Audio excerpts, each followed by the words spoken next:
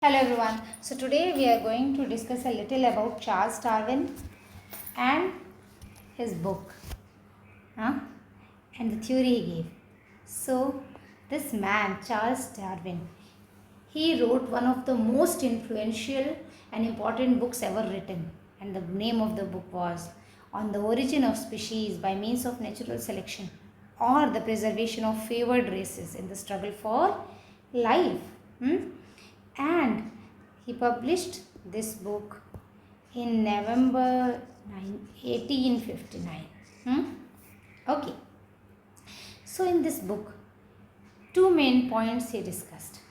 And the two main points were, hey, see the man Charles Darwin. Okay, the two main points were descent with modification. And the second point is the one that explains how first happens, natural selection. Natural selection.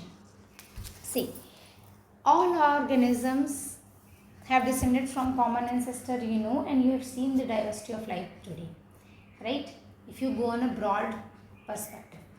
But if you say simply all birds, suppose, not even suppose, all birds actually, they evolved from a common ancestor, but they have different variations. So they descended from common ancestor, but with different modifications.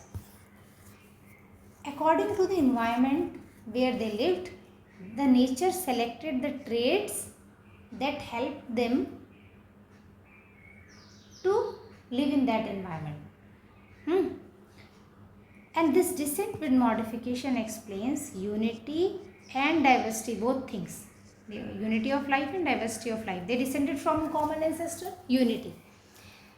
They have different features now, modifications now, diversity. And nature selected those features that were suited for the environment and that helped in modifications. So second point explains the first. For example, if I say these are different birds. This is red-tailed hawk.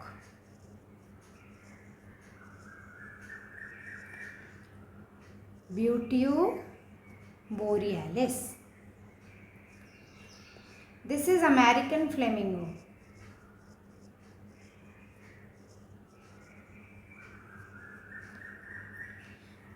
Its scientific name is Phoenicopterus ruber. Then this is Gentoo penguin. This one, Gentoo penguin. Its scientific name is Pygoscelis papua. Then this is European robin. European robin. Scientific name is Eretacus rubecula. All these birds have different features, right? But they all evolved from same ancestor. They have beak, they have feathers, they have wings, but there are modifications. If I say this robin, its beak, you can see it is thin, slender, and it is evolved to eat the small insects, right? Small worms, and sometimes it also eats fruits and seeds, but it's mainly eats worms like that, so beak is like that. Here you can see the penguin beak. It is adapted to eat whatever it eats from the sea while swimming, like krills. So fishes, small. Its wings have been evolved into flippers. It's not wings like other birds that it can fly, but it swims.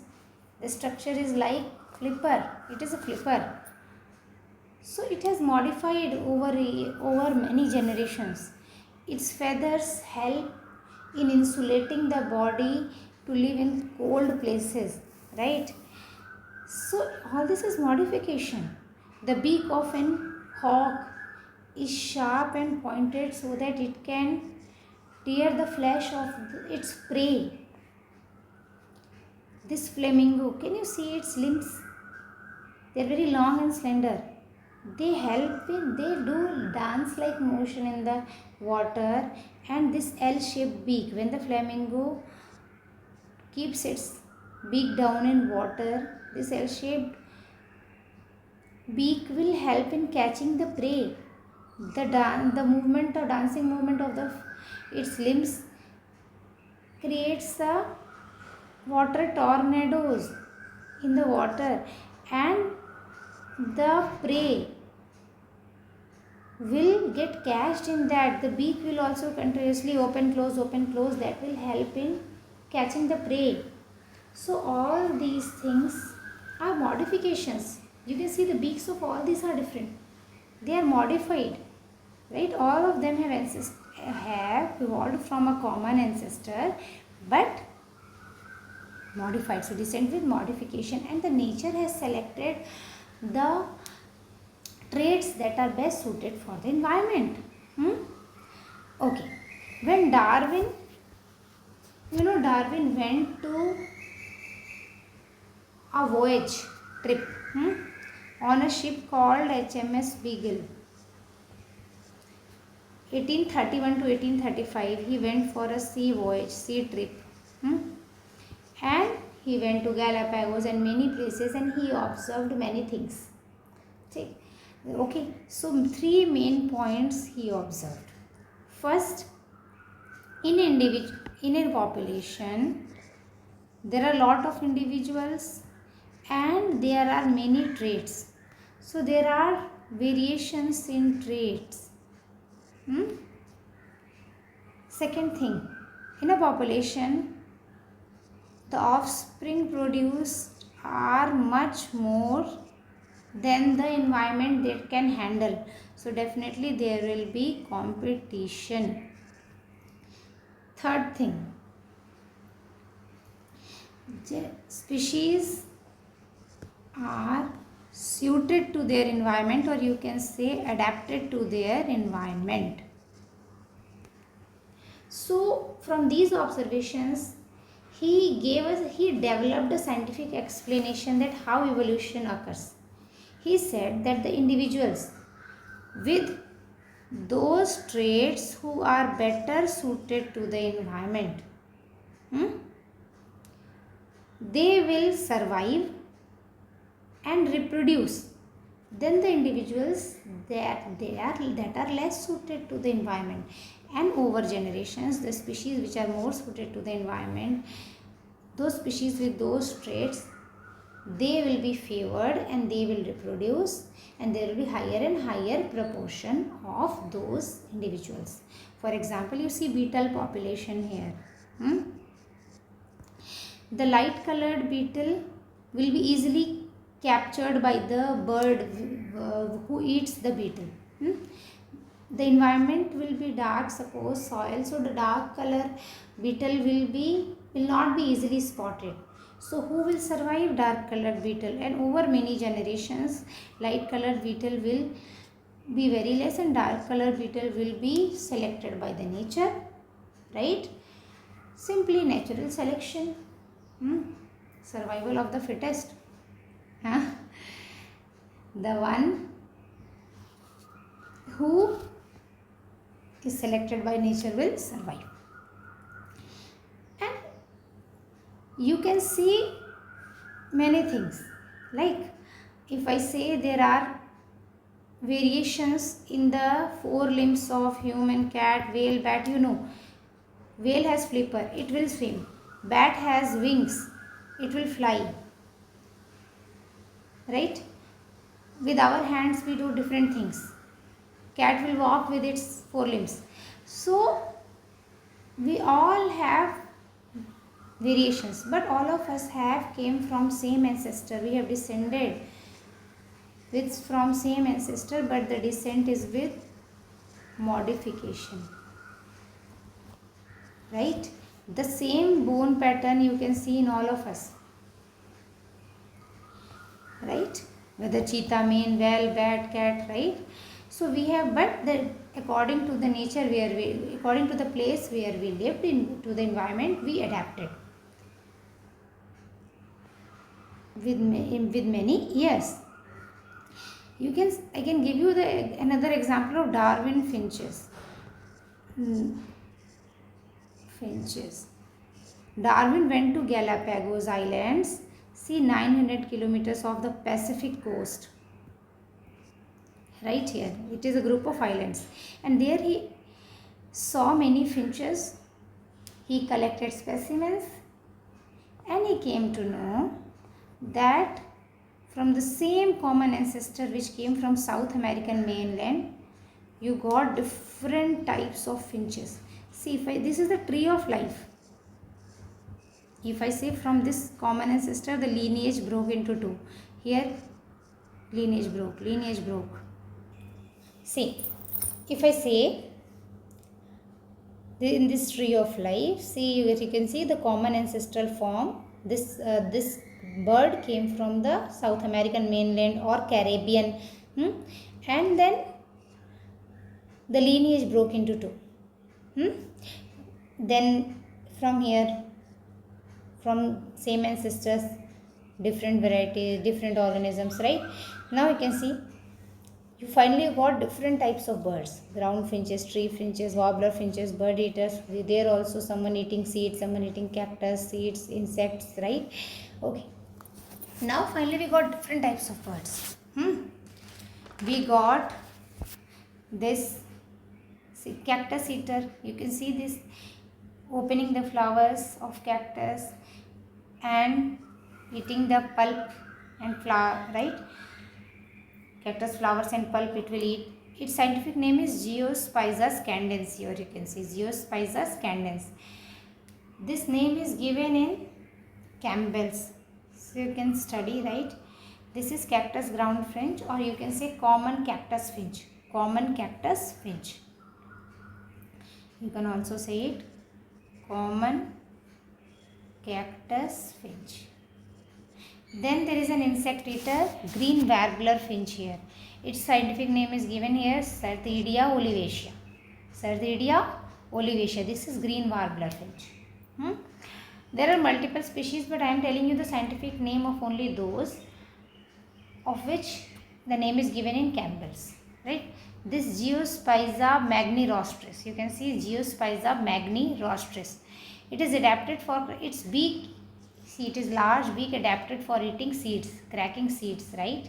Here you can see large ground finch. This is Geospiza magnirostris.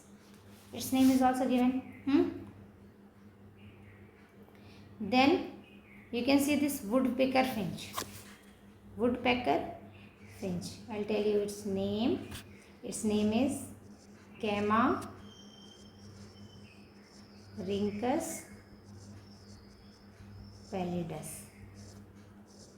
Camarhynchus pallidus. It is an insect eater. It eats insect. If I say small tree finch, you can see here small tree finch. It is Camarhynchus parvulus.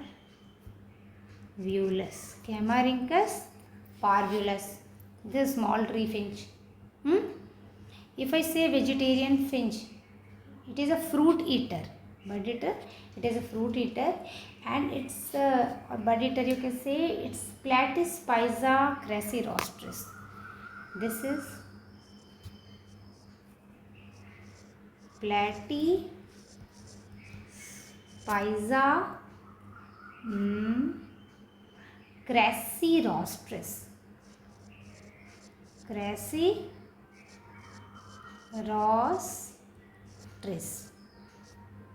Crassirostris. So Platyspiza crassirostris, right? And then green warbler finch. Its name is Certhidea olivacea. Here you can see. So different scientific names I have told you. You can see these different finches with beaks adapted to the diet they are eating. If it is large ground finch, seed eater, so it has to crack open the seed. It has a strong beak. The one which has to eat insects, like green warbler finch, it has to eat insects, so its beak is pointed like this, right? Okay. this was the tree of life for insects, and all these, not for insects, for these birds, and all these birds, you see, they evolved from common ancestor. Hmm? And we got different genus, Geospiza. Here you can see different Geospiza genus with different species. Hmm? Then all this Geospiza. Then Cactospiza. Okay, cactus eating is Geospiza. This Cactospiza is insect eater. Cactospiza, Camarynchus. These different genus with different species. So we have Geospiza, we have Cactospiza, we have Camarynchus, we have Sardidia, genus with different species. Okay. We have Platyspiza, Crassirostris here, vegetarian finch. So we have different genus that evolved from this common ancestor form. And like these, all the birds. Earlier I told you all the birds, whether penguin or these finches or the hummingbird, any bird, all of them evolved from a common mean bird ancestor, right?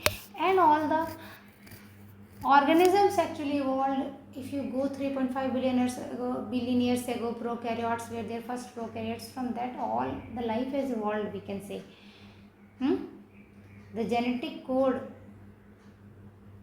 the knowledge of DNA, RNA, you know, the blueprint is in DNA, that is transcripted and translated, you know, right? Genetic code is there in mRNA.